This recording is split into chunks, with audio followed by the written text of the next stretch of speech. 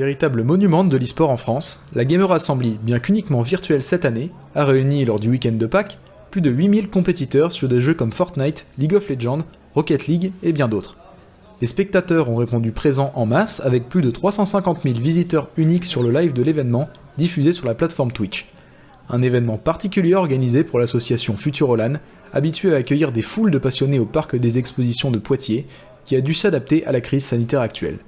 Pierre McMahon, chef de projet événementiel pour l'association, nous explique les enjeux de cette édition si particulière.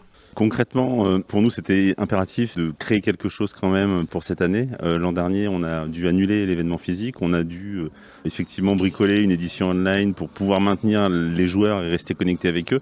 Et cette année, on avait une grosse attente des joueurs, une grosse attente des partenaires et une grosse attente des communautés de jeu.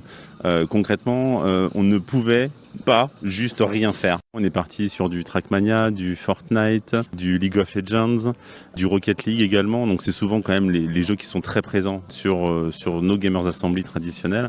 Et c'est surtout les jeux sur lesquels les communautés ont le plus répondu présentes, ont le plus exprimé d'attente.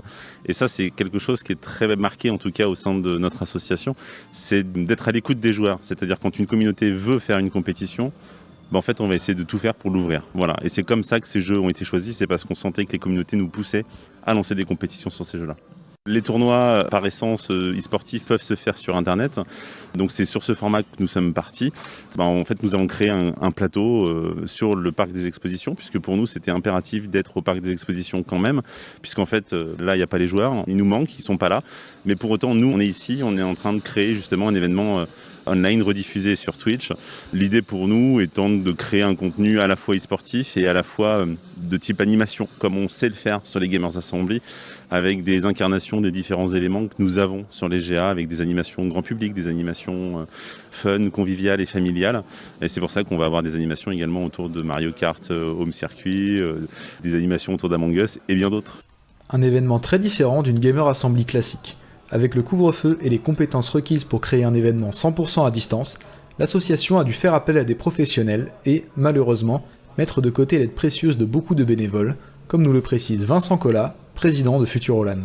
On est près de 300 bénévoles. Là, pour faire des événements en ligne, on est une cinquantaine. Voilà, toute l'équipe bar, il n'y a plus besoin, toute l'équipe accueil, il n'y a plus besoin.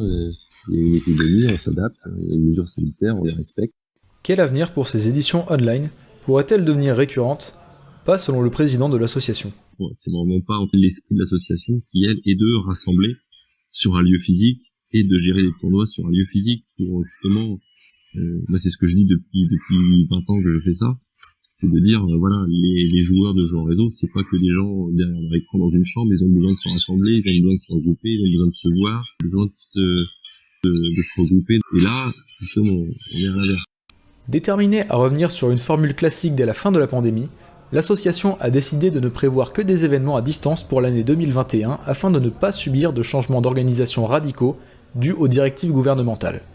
Les événements Gamer Assembly de cette année seront donc disponibles uniquement sur Twitch, une décision prise à contre-cœur par Futurolan qui souhaite véhiculer un message d'union et de partage à travers une passion commune.